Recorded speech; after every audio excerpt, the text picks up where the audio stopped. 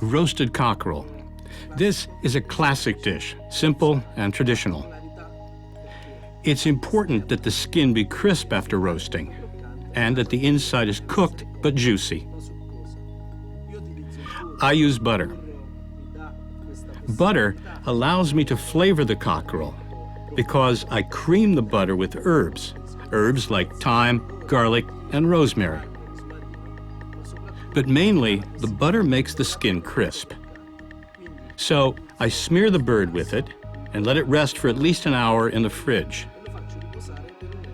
That way, the outside will be cold, and putting the bird into the preheated oven will cause thermal shock. This results in a delicious, flavorful dish, a true work of art. So let's get started.